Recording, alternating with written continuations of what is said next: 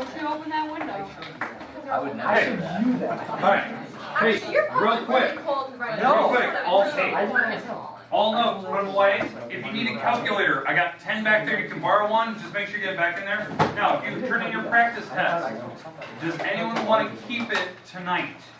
That wants to like study it tonight? I'm keeping mine. Okay, alright. So, anybody got Justin? You want yours back?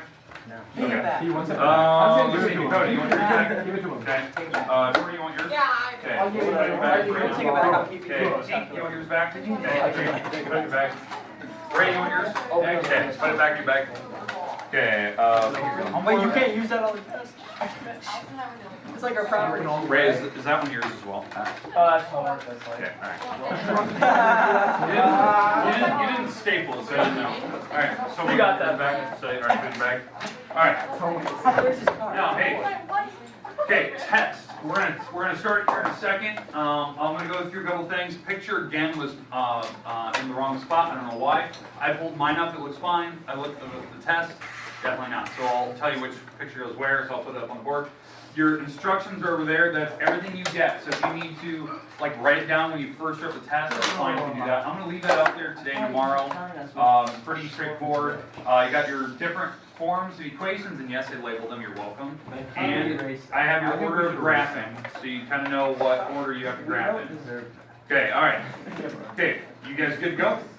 Okay. Let me hand it out. Then I'll get started. I'll put the little test back up on the board. No, I don't know. Yeah. Hey, does it say 1 day test or a 2 day test? Drop them and connect them. I think we should get past the day. I am going to be done this practice. Justin, we're doing it tonight. I'm going to be done. He's gonna be done. Nothing's going to Finish be this done. in a word. This is not in my vocabulary. Okay. All right. Make sure your name goes on there first, please. You guys know the drill. We'll go through the instructions here. Just so I can explain. Yes, the picture on problem 1 and 2 should be switched. Sorry, apologies. Can't help it. It's not the way mine looks. All right. Let me put it up here just so you can kind of see this. I'm going to go through the instructions here. Okay. So here's your test. Oops. Here's your test. The table should be on the top one. So maybe put an arrow. Table goes to the top. That graph should be at the bottom. So sorry, this is how I opened it. This is exactly what it looked like. I don't know why the printers don't do it that way. So they must have opened it and they modified it because it didn't look like it fit. I don't know why they do that. But problem number 1, make sure on problem 1 you're picking A, B, C, or D. You're just picking one of them that fits that table, whatever one I'm asking for. Be careful. Answer the questions down below. Make sure you give me the correct answers, at which point. So I'm asking for coordinates, or it's a yes-no question for number 2, the bottom one. What are the x values, the values of x's? So keep that in mind. I just want x values for that bottom one. Number 2, give me the functions domain and range. I want it in with brackets and parentheses, correct interval notation. X-intercept, you can give me the coordinate, just tell me the number. If there's more than one, put a plus sign between them. Y-intercept, same thing. If there's more than one, tell me a plus in between the numbers or give me the coordinate. The bottom one, find the question marks. It's this. You have to find, f of -4 and put the question mark, you're giving me the answer what that would be on the graph. Okay, so just be careful. Just kind of guesstimate. If you're in the ballpark, I'd give it to you. What do I mean by ballpark? If you're within like a half a number.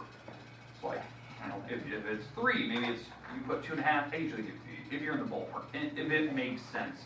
If you're way off, I count it wrong. Trust me, some people tell me negative numbers when it should be positive, that type of thing. Okay, number 3, you have, that is a 2-part graph. You have to graph the first one. Make sure when you graph the first one, x is less than or equal to 0.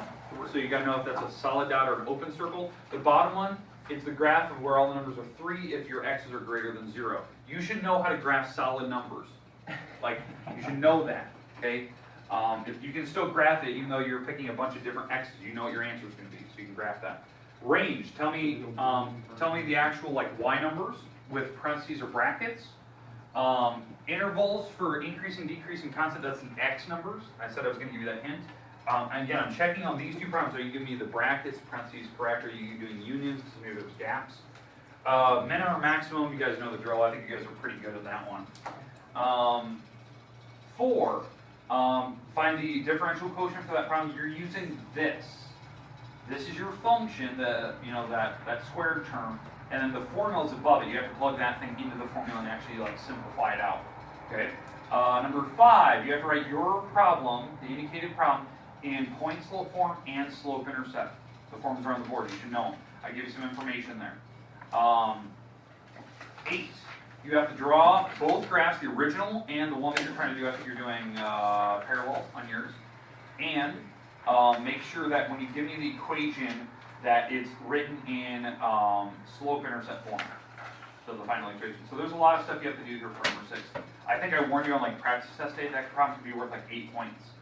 Take your time on that one. Because there's a lot of stuff, equations, slope, graphing both things, there's a lot of stuff to do there. 7, you have to transform that thing 2 different ways. You have the top one and the bottom one.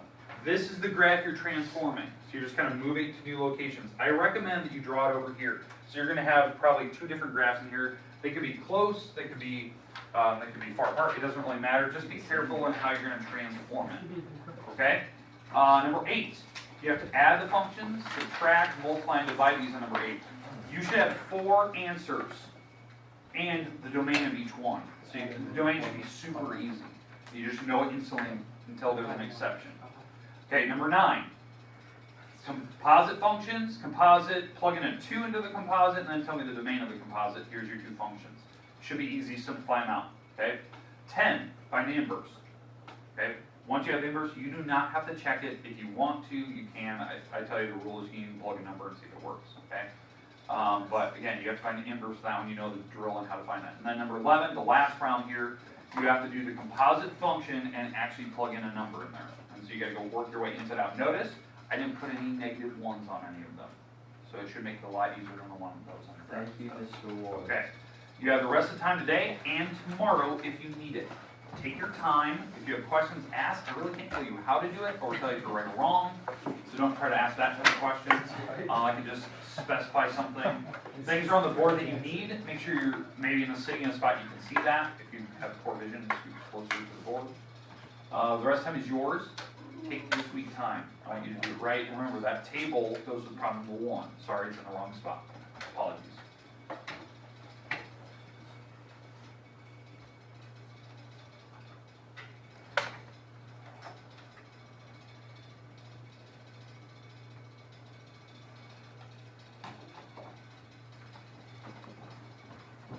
So